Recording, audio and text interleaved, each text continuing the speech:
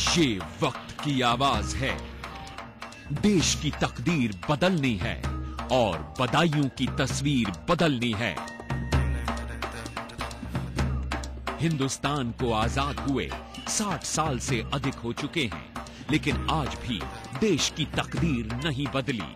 देश के मजदूर, किसान, दलित और मुसलमानों के हालात नहीं बदले।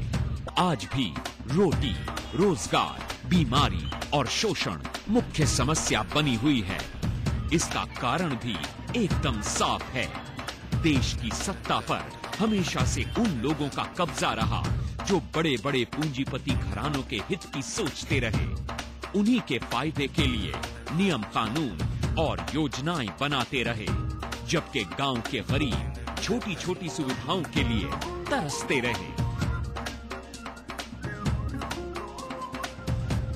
बहुजन समाज पार्टी, जो हमेशा से समाज के सबसे कमजोर लोगों के हक और उनके अधिकारों के लिए लड़ती रही, सर्व समाज के गरीबों और शोषितों के लिए आवाज उठाती रही। और जब सर्व समाज की शोषित दमित जनता ने करवट बदली, तो देश के सबसे बड़े राज्य उत्तर प्रदेश की सरकार बदल गई और बहन मायावती जी प्रदेश की मुख्यमंत्री बनी।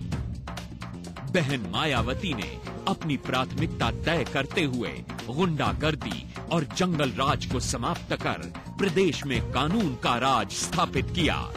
राज्य में गांव के स्तर पर विकास की एक नई शुरुआत की गई। सर्वजन हिताय, सर्वजन सुखाय की एक नई पहल।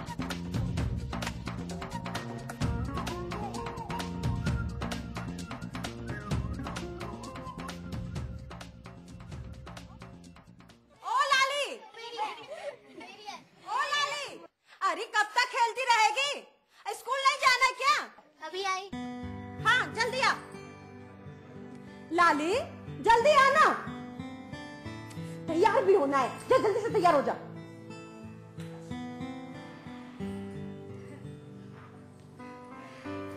बहन, लाली अब बड़ी हो रही है, इसका ध्यान रखियो, कहीं कोई ऊंच नीच ना हो जाए।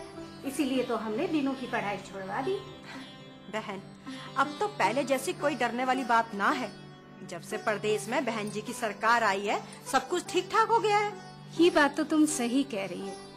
अब से 2 साल पहले जो हालात थे, वो किसी से छुपा नहीं है। अरे लड़कियों का तो घर से बाहर निकलना भी मुश्किल था, इसीलिए तो हमने बीनू की स्कूल की पढ़ाई बंद करवा दी। जंगल राज था, जंगल राज। बहन, पर अब तो सब ठीक ठाक हो गया है। बहन जी के राज में सबको ठंडा कर दिया है। जानती हो, गुंडे बदमाश इलाका छोड़ के भाग गए हैं। सोचो, पहले भी यही पुलिस थी जो अब है। यही तो बात होती है सरकार चलाने की और नियत की। पहले सरकार में जो लोग थे वही गुंडागर्दी करवाते थे और पुलिस भी उनकी साझेदार बन जाती थी। और अब देखो, ऊपर ठीक हुआ तो नीचे अपने आप सब कुछ ठीक ठाक होने लगा। अच्छा मैं जाती हूँ। ठीक है बेटा, आराम से जाना है। जाओ जल्दी, जाओ जल्दी। ठीक है। इसके बापू तो कहते हैं कि लाली को कॉलेज तक पढ़ाएंगे। डीपी यादव जी ने अपने क्षेत्र में डिग्री कॉलेज जो खोल दिया है। बहन, मैं तो कहती हूँ बीनू को भी 12वीं की परीक्षा दिलवा दो। पता है बहन जी की सरकार ने पढ़ने वाली लड़कियों को कितनी सुविधा दे रखी है। हाँ बहन, मैंने सुना है कि 12वीं कक्षा की लड़कियों को 10,000 रुपए और एक साइकिल मिलती है, और जो लड़कियां कॉलेज पढ़ने के लिए जाती है उनको 15,000 रुपए मिलते हैं और साथ में एक साइकिल भी मिलती है। और 22 साल की उम्र हो जाने पर 1 लाख रुपए कन्यादान की राशि। जानती हो, इससे समाज में लड़कियों का कितना मान सम्मान बढ़ रहा है। काश कि पूरे देश में ऐसा हो जाए। ऐसा पूरे देश में तभी होगा जब बहन जी दिल्ली की गद्दी पर बैठेंगी, तभी पूरे देश में ये होगा। बहन, हम लोगों को कुछ सोचना चाहिए। अच्छा, अब मैं चलती हूँ। बहन जी गरीब दलित की बेटी है, वो गरीबों के दर्द को समझती हैं। शायद इसलिए संसद के चुनाव में उन्होंने हमारे इलाके से डीपी यादव जी को उम्मीदवार बनाया है। सचमुच हमें सोचना पड़ेगा। और माननीय अम्बेडकर जी की कलम है, माननीय कांसीराम जी का सोच है, और बहन मायावती जी का काम है। इन तमाम बातों को मिलाकर बीएसपी अपने आप में एक समतामूलक समाज बनाने के कायदे और बातचीत के ऊपर अपना प्रोग्राम रखती है। बीएसपी ने ये साबित किया है कि जिसकी जितनी संख्या भारी उतनी उसकी भागीदारी। दलित और शोषित वर्ग के लोग, पिछड़े वर्गों के लोग और तमाम सर्व समाज के वो लोग जो जिंदगी को मुश्किलों में बांटते और काटते रहे हैं, आजादी के मिलने से आज तक, मैं समझता हूं इससे बेहतर सरकार और कोई आई नहीं है।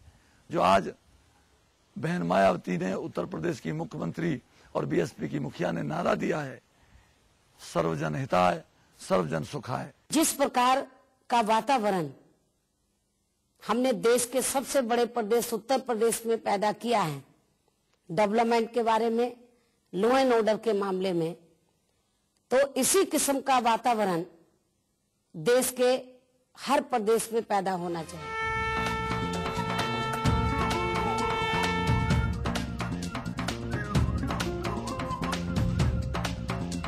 उत्तर प्रदेश का ऐतिहासिक जिला बदायूं, यहां भी लूट, गुंडागर्दी और गरीब मजदूर किसानों पर जुल्म चरम पर था। सरकार में बैठे लोग इसमें शामिल थे या फिर वो चुप रहते थे। डीपी यादव ने जुल्म के शिकार लोगों को गले लगाया और उनके और अधिकारों के लिए आवाज उठाई। जात पात और धर्म समुदाय के नाम पर गरीबों को बांटने वालों की असलियत का पर्दाफाश किया।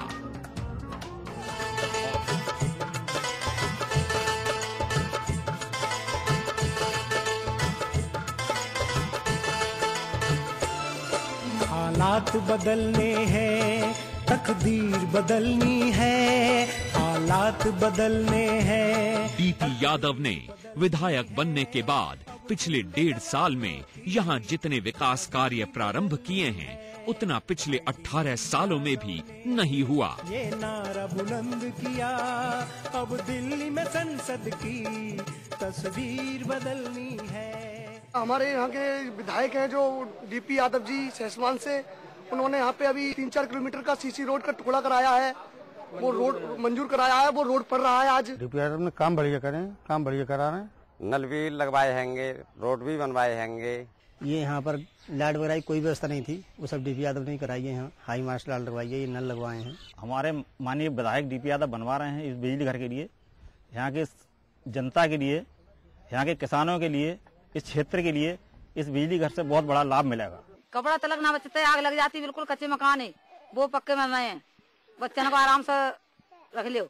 और के देखो में कह रहे कि वहाँ बदमाश न घेल ले, अरे वहाँ घेल ले, वो अब ना चल रही है, स्कूल से है, चैन से अपन 2 रोटी खा रहे हैं। आदरणीय डीपी यादव जी मैदान में उतारे हैं, बहुत अच्छी छवि वाले हैं और उन्होंने गरीबों को, कमजोरों के लिए, बेसहाराओं के लिए हर समय मदद करने का प्रयास किया है। आज उनके व्यवहार की अगर कल्पना की जाए तो सबसे अच्छा प्रत्याशियों में नजर आता है। उनके कार्य करने का जो ढंग है वो विधानसभाओं से प्रदर्शित होता है। डीपी यादव एक सेकुलर छवि है और इस पूरे एरिया में डीपी यादव की छवि को सन 85 से लोग जानते हैं। सहसवान में कई घर ऐसे हैं कि जिनकी यहाँ ईद की सेवइयां जब तक डीपी यादव नहीं पहुंच जाते नहीं खिलाई जाती दूसरे लोगों को। सलाम। सलाम सादिक भाई, क्या खबर है? भाई रामवीर भाई, मुझे तो ऐसा लगता है कि माहौल बदलने लगा है। बदलना ही चाहिए सादिक भाई। लोग आखिर कब तक बेवकूफ बनते रहेंगे? हाँ, ये बात तो ठीक है, बरसों हो गए लोगों को बेवकूफ बनते बनते। अरे राम राम, कैसे हो? नेत्राम, तुम कब आए भाई? बस अभी आ रहा हूँ।